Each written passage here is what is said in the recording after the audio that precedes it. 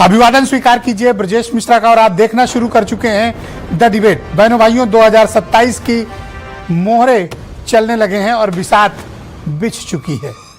बाजी की तैयारी हो रही है और एक एक करके मोहरे आगे भी बढ़ाए जा रहे हैं। सबके पास अपने अपने घातक कार्ड्स हैं जो एक दूसरे के खिलाफ इस्तेमाल किए जाएंगे। मैं बात करूंगा उत्तर प्रदेश में दो बड़े गठबंधनों की। एक गठबंधन है जिसका नेतृत्व भारतीय जनता पार्टी कर रही है, जिसका नाम एनडीए है, और दूसरा घटक दल है, गठबंधन है इंडिया अलायंस, जिसका नेतृत्व समाजवादी पार्टी के हाथ में है। लेकिन इन गठबंधन के घटक दलों के बीच अब दबाव की राजनीति शुरू हो गई है।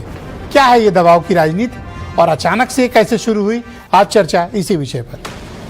बहनों भाइयों, आज मैं आपके पास दो बड़े राजनीतिक बयान लेकर उपस्थित हूं। ये बयान किसी साधारण नेताओं के नहीं, बल्कि दोनों के गठबंधन दलों के बड़े नेताओं के हैं। चाहे वो एनडीए का गठबंधन दल हो और चाहे वो समाजवादी पार्टी के नेतृत्व वाला कांग्रेस का इंडिया अलायंस, दोनों में घटक दलों ने दबाव की राजनीति को व्यापक रूप से शुरू कर दिया। आज निषाद पार्टी के राष्ट्रीय अध्यक्ष संजय निषाद ने गोरखपुर में एक बड़ी प्रेस कॉन्फ्रेंस की और बगावती तेवर दिखाए। उन्होंने बीजेपी के न सिर्फ धमकाया, चेतावनी भी दी और ललकारा भी। ये काम सत्ता में रहते हुए संजय निषाद ने किया।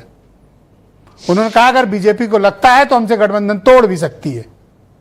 वैसे ऐसा कहने का साहस भी होना चाहिए, लेकिन संजय निषाद इन दिनों आक्रामक हैं। आक्रामक होने के उनके पास कई वजहें और कारण हैं जिनकी हम डिबेट में व्याख्या करेंगे। बीजेपी को चेतावनी देने वाला वो एकमात्र दल है जो गठबंधन दल का हिस्सा है, लेकिन बीजेपी को चेतावनी भी दे रहे हैं। बहनों भाइयों, इसी तरह ओम प्रकाश राजभर ने भी अपने तेवर दिखाए थे। उन्होंने कहा था कि मऊ की सीट पर हमारा ही लड़ेगा। खैर, वो अब्बास अंसारी की विधायकी बच गई, मामला टल गया, वरना बीजेपी और राजभर के बीच एक बड़े टकराव का मैदान तैयार था। और अभी भी ओम प्रकाश राजभर गाहे बगाहे सरकार, बीजेपी, गठबंधन और मुद्दों के आधार पर आलोचना करने से नहीं चूकते हैं। लेकिन वो संजय निषाद की तरह मुखर नहीं है। राष्ट्रीय लोकदल और बीजेपी के बीच मथुरा में जो कुछ भी हुआ है और या इन दिनों जो कुछ भी हो रहा है वो भी सामने है। दोनों कंफर्टेबल नहीं है एक दूसरे से। अब आ जाइए अपोजिशन के अलायंस में। अपोजिशन के अलायंस में दो पार्टियां हैं, समाजवादी पार्टी और कांग्रेस। लेकिन बहनों भाइयों, आज कांग्रेस के सहारनपुर से सांसद इमरान मसूद ने फिर से समाजवादी पार्टी पर आरोप लगाए। उन्होंने कहा कि 2027 ऐसे ही नहीं जाएगा, पूरा सम्मान चाहिए, पूरा हक चाहिए। तो कौन सा ऐसा हक है जो समाजवादी पार्टी ने कांग्रेस को नहीं दिया, जिसके कारण कांग्रेस के ही उपराष्ट्रपति पद के उम्मीदवार की बैठक में होटल ताज में भोजन करने के बाद पत्रकारों से बातचीत में इमरान मसूद समाजवादी पार्टी पर अटैक कर देते हैं। क्या समाजवादी पार्टी अकलियत कम्युनिटी की, मुसलमानों की एक अलग राजनीति, एक अलग लकीर खींचना चाहती है? इमरान मसूद कांग्रेस नेतृत्व के सबसे खास नेता हैं, लिहाजा कोई ये नहीं कह सकता कि ये उनका निजी बयान है, और वो बार बार ऐसे बयान देते हैं। क्या ये दबाव की राजनीति जो निषाद कर रहे हैं? क्या ये दबाव की राजनीति है जो आरएलडी कर रही है? क्या ये दबाव की राजनीति है जो कांग्रेस पार्टी कर रही है?